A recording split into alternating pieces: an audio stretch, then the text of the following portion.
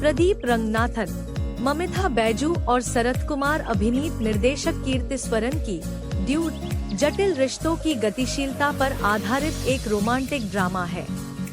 एक महत्वपूर्ण सामाजिक संदेश देने वाली यह फिल्म जब आत्मजागरूक होती है तो बेहद मजेदार होती है।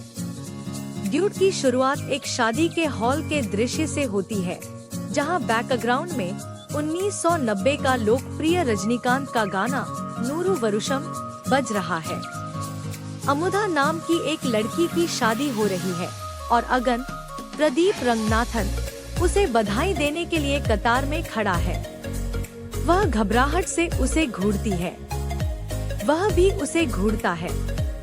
इसके बाद जो होता है वह एक धमाकेदार शुरुआत है। बिल्कुल सही, क्योंकि यह फिल्म दर्शकों के लिए दीपावली 2025 में रिलीज हो रही है, जिसमें प्रदीप कुछ ऐसे काम करते हैं जो बिल्कुल प्रदीप जैसे हैं। उनकी नासमझी अगर आप उनके प्रशंसक हैं तो एक खासियत, और अगर नहीं है तो झुंझलाहट का सबब हर बार जब वह आते हैं तो स्क्रीन पर छा जाती है, और यह शुरुआती दृश्य उनकी स्क्रीन प्रेजेंस का सबूत है। दिल के दर्द पर बनी कोई भी फिल्म थोड़ी सुस्त जरूर होती है, और ड्यूड में ऐसा ही होता है, खासकर दूसरे भाग में, जब एक समय ऐसा आता है जब हम चाहते हैं कि दोनों मुख्य किरदार एक दूसरे के बारे में मन बना लें। लेकिन इसका मतलब यह नहीं कि उनके अभिनय में जरा भी कमी आए। प्रदीप न सिर्फ हास्य के हिस्से में बल्कि भावनात्मक दृश्यों में भी कमाल करते हैं। वहीं ममिता ने कई तरह के भाव प्रदर्शित किए हैं, खासकर जब वह एक शादी के दौरान रस्साक्षी जैसी स्थिति में फंस जाती है।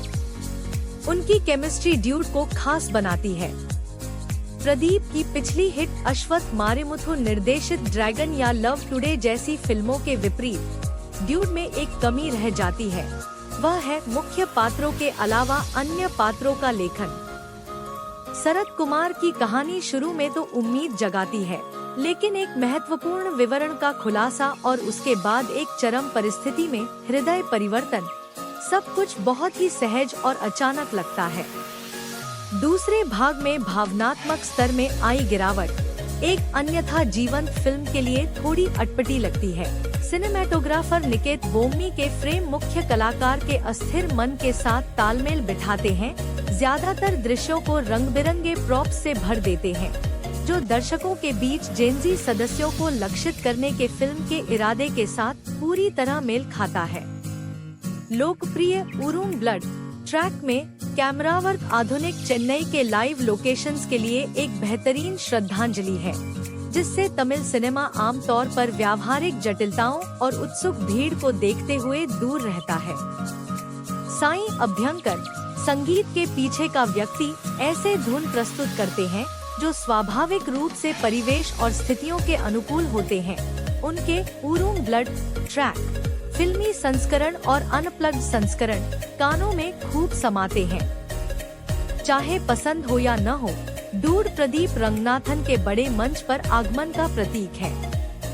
हो सकता है कि उन्होंने हाल ही में प्रस्तावित रजनीकांत कमल हासन की बड़ी फिल्म के निर्देशन के लिए चुने जाने से इनकार किया हो, और यह उनके अभिनेता और स्टार के रूप में भविष्य के लिए एक वरदान साबित हो सकता है।